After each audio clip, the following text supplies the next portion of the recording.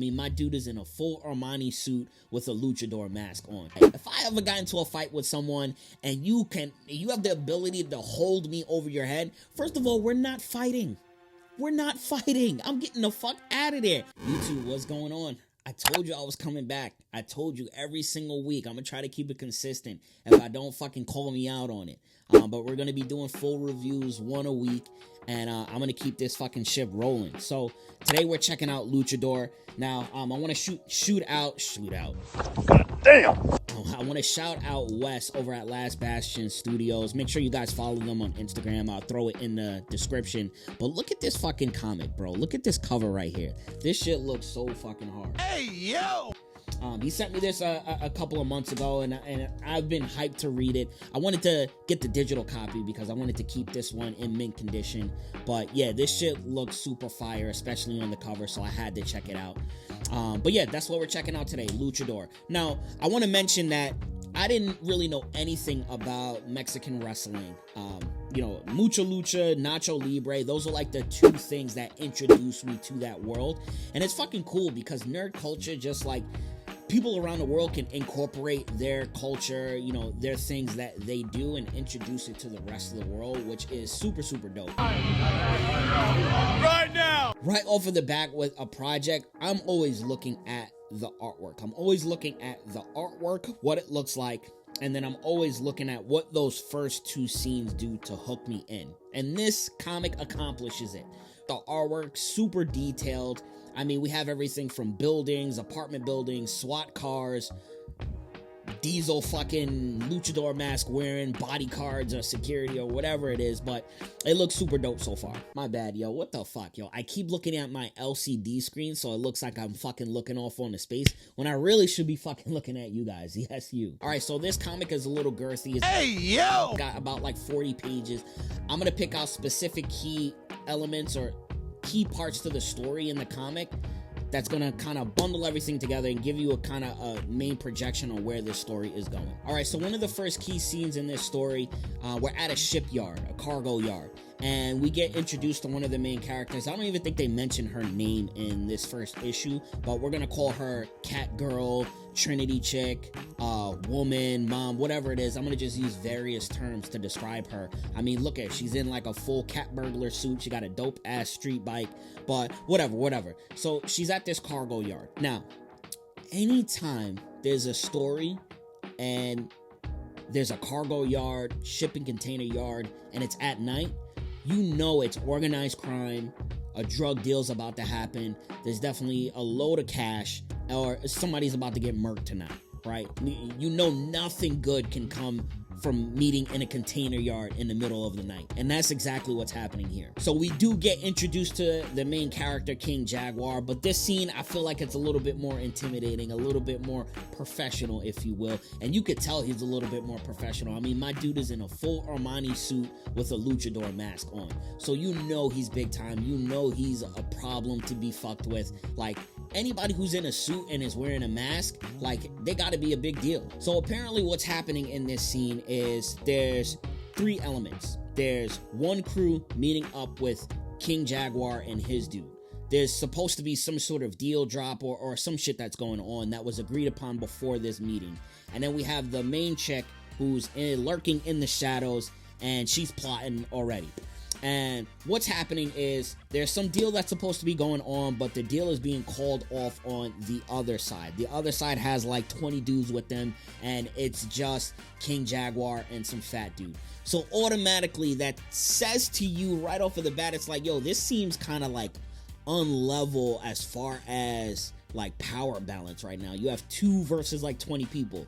But then on the flip side, it's like, yo, this dude King Jaguar just decided to go here by himself. So that means he's probably, you know, he's comfortable in this situation.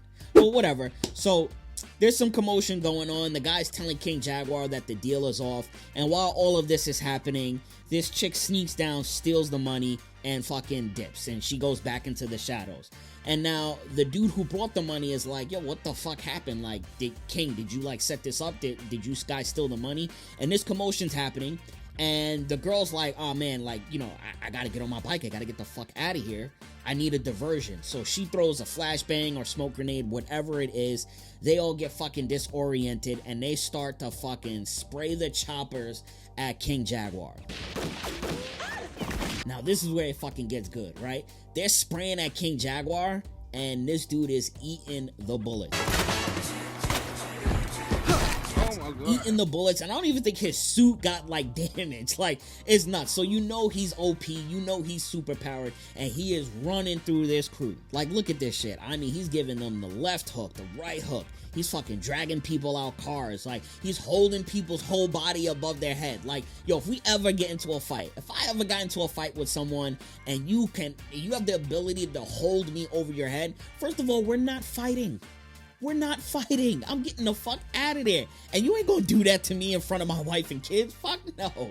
I'm getting in my car and I'm hitting the fucking road. I'm calling 911. I'm keeping pepper spray on deck. I'm gonna have to be on my Charleston White bag on this situation. He kept asking me, did you mace me? Yeah, nigga. But yeah, he is fucking breaking his backs. Like, he is going crazy. I mean, look at this. He's literally punching through windows, dragging people out of cars. Like, it's nuts. It's nuts. So he ends up wiping out this whole entire group. And he notices the chick speed off on the motorcycle. So I'm going to assume that he knows who she is. Fast forward to the next morning. We see this chick in her apartment. She's down bad. First of all, let's pause this right here. When's the last time you saw a white person in the fucking projects? She must be trying to be broke. Like, how are you like insane? You living in the projects. You don't look like you belong here. Like, it's nuts. But all right, she's dead broke. I could see why she needed to steal that money.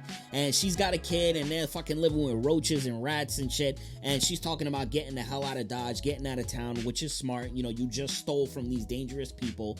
And her kid's being a little brat. Now, I know I made a series called F Them Kids, Fuck Them Kids. And I don't know if he is on that list just yet, but he's being a little brat. She knows that she needs to get the hell out of town. He's like, no, I don't want to pack. I don't want to do any of this shit. And he's like, can we go to the park first? And she's like, all right, if we go to the park, can we fucking take care of what we need to and get the hell out of here? And he's like, yeah. So we know who wears the pants in the family. We know who's running shit. It's Lil Timmy. All right, so now they're at the park. They're chilling, having fun. Lil Timmy's running around. His name's actually Nathan. But, you know, he's running around. And, of course, we see some suits in the background. Now, apparently, she stole money from this dude, Raheem Morris. And he's big time. He's got all the muscle. And he also has King Jaguar. So she's trying to get out of the fucking park. She grabs her son, and you know she's kind of maneuvering herself. But until King Jaguar gets there, then he literally got her on her knees. And I don't know why she's grabbing for his meat. Here, whoa, I'm slipping and falling. I'm stumbling. I need something to grab onto. Hey. But yo, you in the middle of a park, there's mad kids around. I don't think this is the time and place to do that. But yo, this dude Raheem, he looks mad scrawny, but you don't need to be big time when you got the fucking heavy hitters, the protein shake eaters on your side. And he kind of looks like that dude who does like the phone slap meme. I don't know. I'm gonna put it in the video if I can fucking find it. But fast forward, they bring her back to her busted ass apartment. And Raheem is like, yo, you can keep the money, but you got to do me a favor. Now, time out. Anytime evil boss syndicate, gang leader, corrupt politician, anytime they tell you to keep the money, I need you to do me a favor, hightail it out of there. Nope. Sorry, can't do it, because you know they're gonna ask you to do something that they're not willing to do, and it could probably get you killed. And that's the exact situation, right? He tells her that she has to go get these ledgers from Don Eduardo, right? This dude's name is Don Eduardo. Don meaning king, meaning big time, meaning I also have money, meaning I'm dangerous. Nobody calls themselves Don if they're not dangerous. So she's like, no, you know, I'm not doing it. You can keep the money. He's like, no, you keep the money. You go get me those ledgers, and I'm going to keep your son. So now, put her in a pigeonhole, foxhole, whatever you want to call it. Like, you're done. You're cornered. You got to do it now.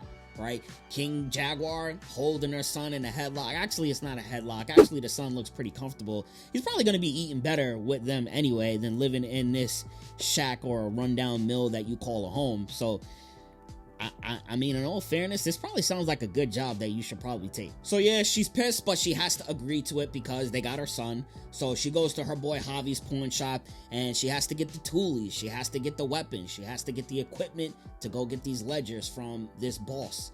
And I'm gonna stop her right there. We do get a glimpse and see this guy Don Eduardo at the end of the issue, and I must say, I am fucking impressed. This dude looks like what? He's late 60s, early 70s, and Jack Diesel looks like he never misses a protein shake at all. And forget about him. Let's look at his fucking bodyguards. He got one that's called Red Demon. He's also on the Luchador mask wearing tip. And this dude looks like a combination between Bane, Punisher, and Krauser from Resident Evil 4. Like, he's somebody that I definitely don't want to go toe-to-toe with. And he's also got another bodyguard that kind of looks like Mark Wahlberg. I look like, you know, I could probably, like, take him. I mean, I'll probably get fucked up and thrown into a hospital, but at least I'll live to see another day. But yeah, I'm gonna stop right there. Luchador, this comic is actually pretty fire. The artwork is A1. I love the aspect of the big tough guys wearing those luchador masks, and they probably get some sort of power to it that's going to be introduced into the rest of the series as well. There's also some key elements and key parts in this comic that I didn't mention. I wanted to keep it straightforward and simple for you guys, but it's going to be stuff that I know is going to lead to more of the storyline and the other issues that I want you guys to go check it out. So remember, follow Last Bastion on IG. Also visit their website so you guys can actually cop this project. If you guys like my indie comic and manga reviews, make sure that you sub the channel. Please sub the channel, like the video, comment below what you liked about this comic or any indie projects that you're reading or ones that you want me to read. And yeah, I mean, that's pretty much it. I will catch you guys for the next review. Later.